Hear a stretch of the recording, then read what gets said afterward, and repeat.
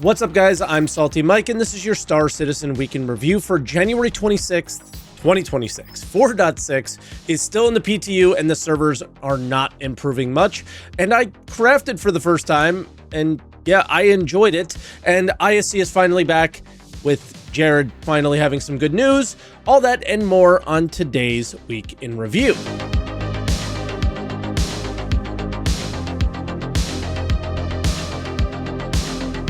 And as always, if this is your first week in review, this is where I take all of the official Star Citizen news each week, put it into one video, and share some of my opinions about it. I also live stream on Twitch, twitch.tv/SaltEMike. So stop by and say hi if you haven't yet. I always enjoy seeing you guys stop by. No sponsors this week, so if you guys are really enjoying the show, first off, just get subscribed. It doesn't cost you anything, and it really helps out.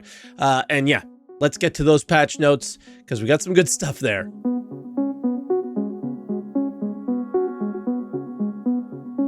All right, we start out on Monday with a 4.6 open PTU. The first thing that's not in the notes is there's this new loading screen. On the left, you have the Asiedo thing that is changing some lore from a few years ago that we cannot communicate between like jump points and stuff. So Stanton wouldn't be able to know what's happening in Pyro, for example. I don't know what, this has been a push for like multiple months now. I don't know what the big deal about it is, so maybe we'll find out sometime soon. The middle is showing the Melina mold crisis that you've probably heard of already, and the right is them already setting up the sunsetting of the Aurora Mark 1 that isn't even out yet for the eventual Aurora Mark 2. The bottom just shows the next holiday event coming up, Coramore. More on that in video updates and some random lore. In terms of the salvage update here, when you ping, so many things would show up on the screen. It was crazy. And most of those things showing up are salvage, but individual tiny small pieces, typically less than 1 SU of RMC in them, and you cannot disintegrate or fracture them. So I don't know what the point of this was. More on that later. They also did some small update to salvage missions where the intro mission would look similar to the old intro mission, but it had an extra step. It requires you to drop off 1 RMC at the station that you salvaged near. And I think that that was a really nice touch. I did a video on this on the TV channel, and you guys seem to like that idea as well. And they added additional missions for components. My main feedback is that many of the missions with the salvage were not using ships with physicalized components, so you're required to salvage player ships. I would normally advocate for this, but there's still a lot of weird issues with the law system around this at times, so I wouldn't say it's exactly recommended now, but you can find some fun doing it. Tuesday, we had a crafting playtest. We finally had the first crafting tech preview, and I had been waiting for this for years. And for the most part, they delivered on the expectations that they set for the initial test at the middle part of CitizenCon. A lot of the video we'll be using is from that. I did what I thought was a very detailed overview on the test on the TV channel, and I'll include the link here if you want to check that out in the description. So yeah, check it out if you want my full thoughts, but the quick overview, and I'll use footage not used on that TV channel video from CitizenCon 2025. It starts with the fabricator that comes up the freight elevator, and it was this exact one, and you were given no crafting materials, so you had to go out and find it. And this pretty much is exactly what it looked like on the prospector. The important thing to note is the red numbers. It's this material quality, and after finding it, you need to refine it. And they lowered both refinery jobs and any crafting jobs to about 1 minute and 30 seconds, so you weren't waiting a really long time to get this stuff. So the gathering of materials, even though we didn't have it, was not as bad as I thought it would be. The new inventory was not involved in this test. I know a lot of people thought it might be. The main part of the test was this. Did the UI work? Basically, it looked like this, but many of the elements were just moved around, and for the most part, it did work. Did the item you were crafting take the materials? It did. Did the material quality affect the item you created? It did. Did the item you created have a noticeable improvement based on your craft? Yes, it absolutely did. And the long and short of it is I had a lot of fun. Yep, me. I had fun. I think the best way to describe this is Star Citizen's content and features mostly feel like they're built on an incredibly shaky foundation. Crafting felt like it was built on a much stronger foundation. But it all hinges on this. Will CIG screw this up with their store-focused insurance system? Probably, but we'll have to see. So more on that in the roadmap section. Tuesday, 4.6, we had an open PTU again. For this patch, they did an update for something that I'm not personally a big fan of. They changed the numbers for the signatures for asteroids, but you couldn't find them if you wanted to because of all that salvage, right? So I went to a planet. The numbers were really large and rounded and much more than I had previously seen, but I could not easily tell what I was flying towards with the system, as two entirely different gem nodes had the same signature. And I hope they keep this much more simple in the future. It's annoying enough to search for this stuff. I feel like just a single number signature to represent I don't know, a granite node, and it doesn't matter how many rocks are there. Same with asteroids. Asteroids had lower numbers, but it was still hard to memorize these things. The Aurora rework mentioned here didn't seem much like it doesn't look great when entering atmosphere, so I was in Selin, maybe that's why. And then the things, I'm not sure if they were listed in any of the notes. The L21 Wolf is available in shops now, and it's quite affordable, and there are more med beds around the verse. This one is at a mining outpost. Thursday, 4.6 PTU, boom, right away. They started out with one of the bigger quality of life things they worked on last year, but could never quite get in like just perfectly and working, so they removed it. I think it also caused some issues. That is keys and fuses and things of that like ilk actually automatically being taken from your inventory and placed in a door or something with one click. It just worked again, so that's kind of huge. I hope that stays working. And then they added this change to engineering. For that example, a power plant won't start working until it hits 10% health, not 1%. So I think that that's probably a good change. And then the star map update is a big one day. But right now it's kind of useless, I think. They added where you can see what ore is on what moon and planet. They did not include it on any belts though. So again, this is with Planet Tech V5 coming up, biome specific harvestables. I think that's where we'll have to see this improve. So right now the ore is so evenly spread out for the most part. You'll notice that every planet I click on, it's the exact same things. So you're not really gaining any information here. Then some minor change to the propulsion effect on the extinguisher. I didn't notice much here, besides the gas a little bit more in third person. They did a few more updates to the Aurora Gold Standard Pass, specifically adding lamp, but I would love to point, that it doesn't have a jump drive still. That's like one of the biggest issues I think that we had with the Aurora previously, is the Quantum Drive didn't have a jump drive on it, and you had to go to the shop to get one for no reason at all. This is like the only ship that happens on. I get it's a starter, and that might be your excuse, but it's literally the only ship this happens on as far as I'm aware. Let me know if I'm wrong on that in the comments. I'm happy to be wrong, but regardless, if it's a start, like, is this fun? Is this a good mechanic in any way, shape, or form? No, like, come on. And lastly, they reverted any and all changes, from what I can tell, from the salvage that we talked about earlier.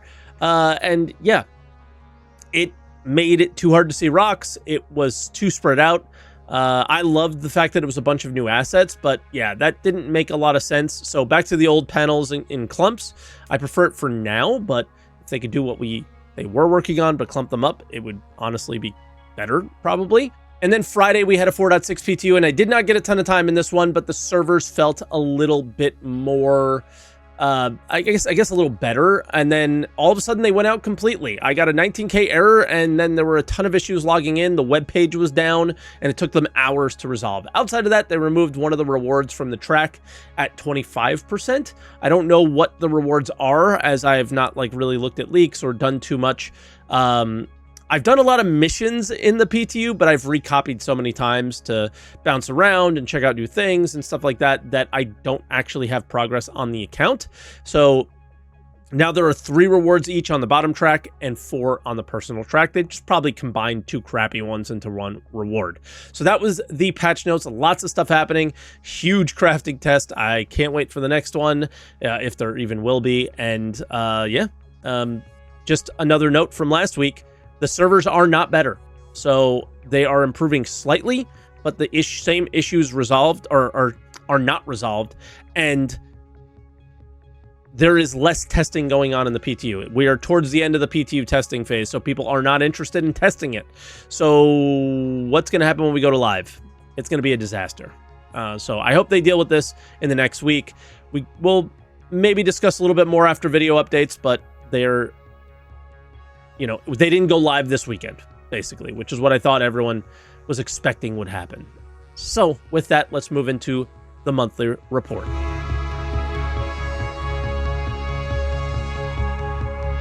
All right, we start out with AI tech and features, and here I would say the main update is that the Valakar can attack objects now, maybe ships, I'm not sure.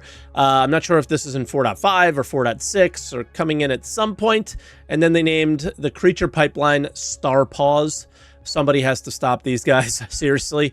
AI development, again, it's a small update here as well, but when they continue to mention this, mission update or mission system V2 stuff, since a lot of the pain we experience with the content in Star Citizen is from the mission system. I always think it's worth including then, so they'll just tell us, they just need to tell us what that milestone was that they're mentioning here, because they don't really do that. Animation, this was the first kind of big update here that we're going to get another NPC, Ella Tieno, who we'll see during comms calls. I'm not sure what that means. I think she might be in the 4.6 event for CFP or something. But the big stuff here is melee enemies and mech enemies are coming, apparently. What? And then a player swimming, so a new weapon animations, perhaps melee weapons, and improved Copion type enemies, type being the big thing here. So yeah, a lot to expect in 2026 from the animation team. That's kind of sick. Ship art, obviously a lot to expect from them. Starting out in the UK, as per usual, they're working on the Gat-Tak Raylan, and which we got some updates on towards the end of the year, as well as the Hammerhead Gold Standard rework. And yeah, just using it to make a better Aegis kit. The whole B is through White Box, and the Ironclad is getting close to its Gray Box review, which means it's getting close to being done. And they also said the Galaxy, which I remember is this year's IAE featured ship, and it's just starting pre-production. After some information about ships that we don't really know, the North American team is still working on the Kraken, as well as two unannounced ships. One of them having a hero room. I don't know what that is, whatever that might be. Core gameplay is next. This section is a bit lighter than I would like to see, but, you know, it's kind of expected at the January time of year. The team, as you know, got the crafting test out, and they're collecting the feedback and taking it all in for the flight model stuff, which I remember we still have not had another private playtest. The focus this time is on control surfaces and atmospheric flight. But the big news is, they kind of already briefly touched on this, was the command module is playable internally and it works. You can connect, disconnect, and apparently this fixed a number of issues around docking collars as well, so it might improve. They also said they addressed freight elevator issues and will continue to do so throughout the year. Yeah, we'll see about that. And lastly, two big things this year, the inventory rework and our ability to repair, refuel, and rearm smaller ships inside Cat ships are in progress as well. Economy, the first thing they mentioned was the overhaul of the 4.5 Wicklow rewards, and I think there could be more done here. It was good, but more can be achieved here, as a lot of the single-seaters, which are definitely solo ships, involve way too much group content for items to turn in, like pure Karenite or Valakar pearls, and I think this locks out players from being able to get that. You know, you can make the grind long, but don't make it necessarily impossible for people that are actually desiring those ships. Kind of weird. And then they seem to have had positive feedback around pricing surge. I'm surprised by that. And the big news here is these Nyx social stations, they're calling them. Not sure about the naming, but they're meant to be safe trading zones with economic incentives. I assume these are like Everus Harbor or a distro center, but in space. I don't know. I guess we'll have to see. Online tech, and that's the last part of the report, is Item Recovery T1. That had an internal tech demo that demonstrates what it will do. And then I assume there were some notes, and that tells the teams what they have to do from here on out and downstream. This is the important milestone for crafting items to matter, in my opinion. Like, there's... how CIG handles this is make or break for Star Citizen for me. So here's to hoping they put the game first here. That was your monthly report. let's move into video updates.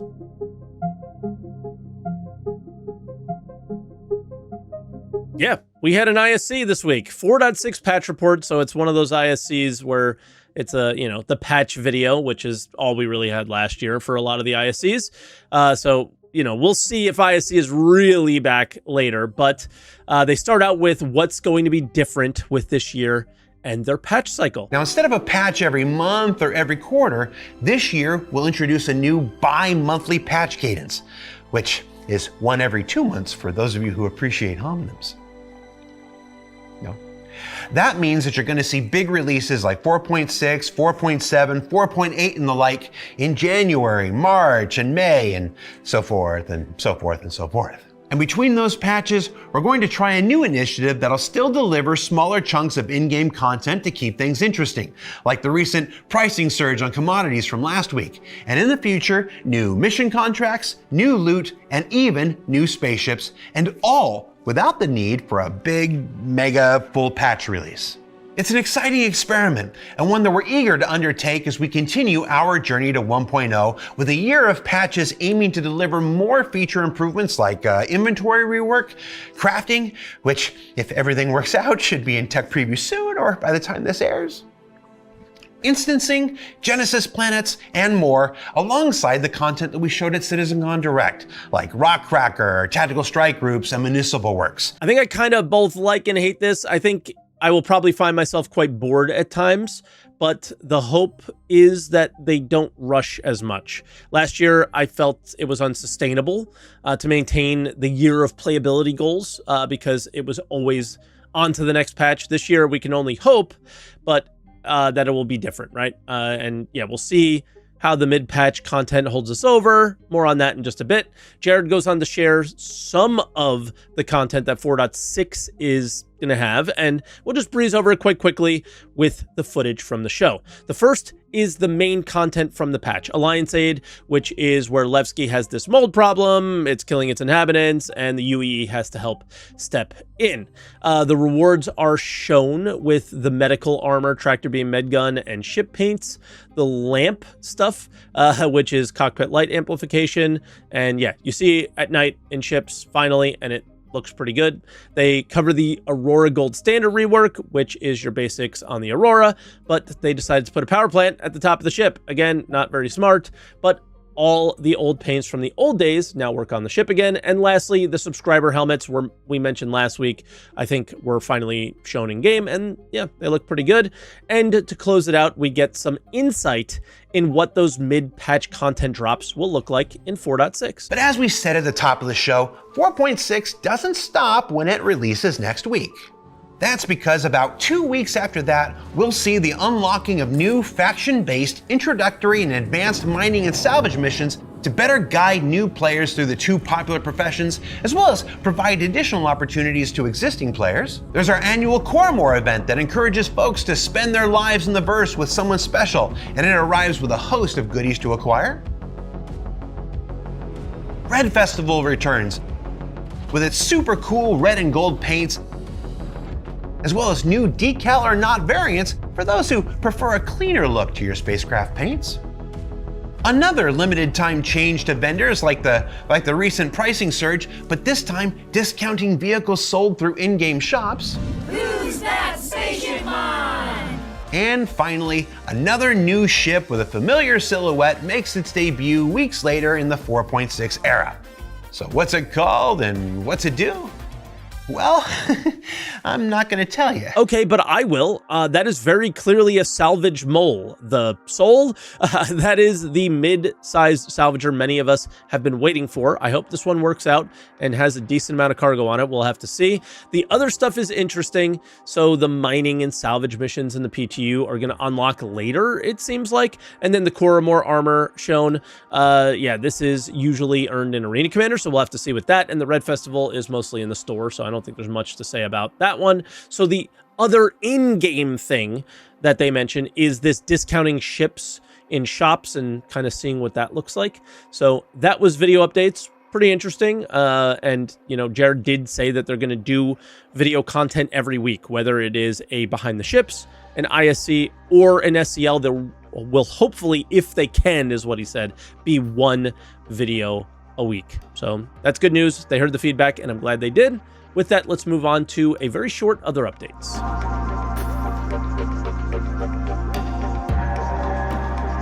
All right, we start out with a sneak peek. This was an easy one because we've been seeing it for every week for the last month. It's the Hermes, which is the Apollo, but with cargo. It seems like it has a bit more room in there, but the ceiling is quite low, which is always a mistake in cargo ships. They don't appear to be learning from their mistakes here. If this is a 3-high cargo grid, they have learned nothing in the last 10 years the PU has been around. In the end, we'll just have to see the stats, and I hope it's a useful ship. Then we have the In Case You Missed It sale. Not much to add here. It's just one of those CIG marketing being CIG marketing things, letting everyone know it's their last chance to buy these ships, even though there will be a sale at least 2 more times this year where you're able to buy them. So if you really need anything down there, link is down below. There are some paints in there, though, so I'm always down for them to be selling ship paints because I think that's a totally fine thing to do. It has no effect on the game at all. And with that, guys, that is your week in review. Thank you so much for watching. I really do appreciate it. I got my fingers crossed for 4.6, but I am not confident given the current state of the server. So real fingers crossed there. But yeah, it's a big event with a lot to do. And if the servers are causing issues, that is going to be incredibly painful. Even if we have 2 months to do it, what we don't know is, will we be getting .1 patches? How will the hotfixes work? Will they be able to hotfix all of these issues with the servers, things like that? I don't know. So since this is a different year, I don't know what to expect. So I'm going to default to being a little bit nervous when the PTU is incredibly problematic. So we'll see. Let me know what you guys think. As always, make sure you hit the like button if you haven't yet. Again, we didn't have a sponsor this week, so make sure you hit subscribe. You can also go above and beyond and do like super thanks and stuff like that if you guys really want to. And stop by Twitch and say hello. And with that, guys, thank you so much for watching, and I will catch you all next week.